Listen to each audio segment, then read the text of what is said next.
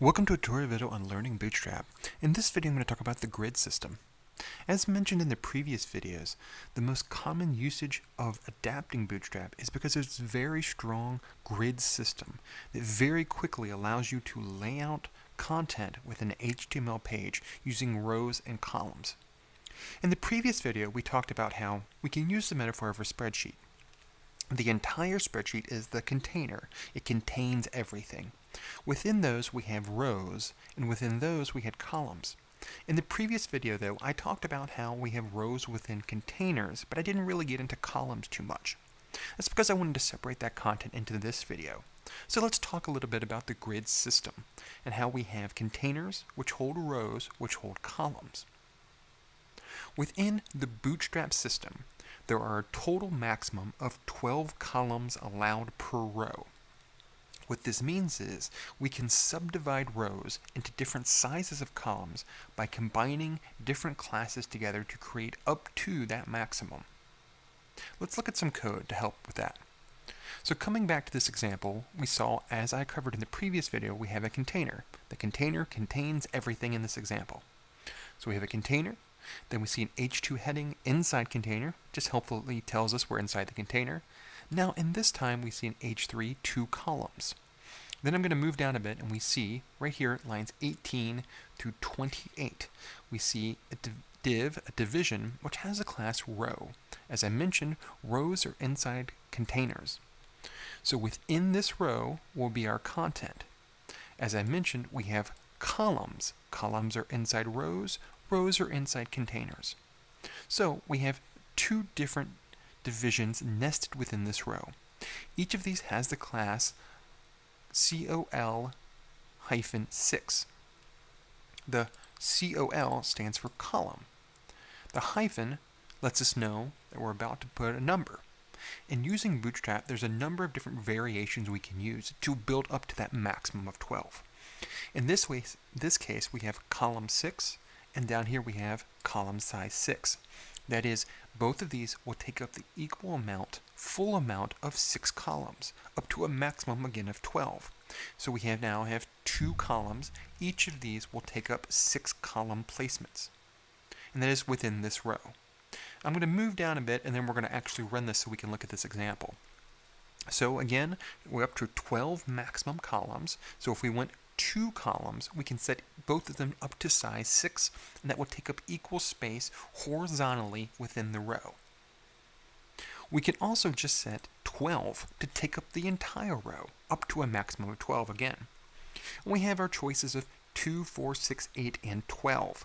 So in this case, we saw 2 6s for 2 columns within a maximum of 12, 1 12 again within the maximum of 12, and come down here we see 8 and 4, because 8 plus 4 is 12, and so we're still within our limit. And down here, 3 columns, each of these taking up 4 spaces. Column 4, and column 4. 4 plus 4 plus 4 equals 12. 8 plus 4 equals 12, and of course 12 equals 12. Let's run this example. So we see here we have inside container header 2. Then we have header 3, 2 columns. Within the row that follows that, we see 2 columns, column size 6 and column size 6, both of which taking up 6 column spaces within that row. Moving down here for 1 column, we see column size 12, and this content takes up the whole row. We can also do 2 unequal sized using column 8 and column 4, which add up to a maximum of 12 and therefore fit on a single row. We can actually subdivide that into 3 as well, column 4, and column 4, each of these taking up 4 column spaces within a single row.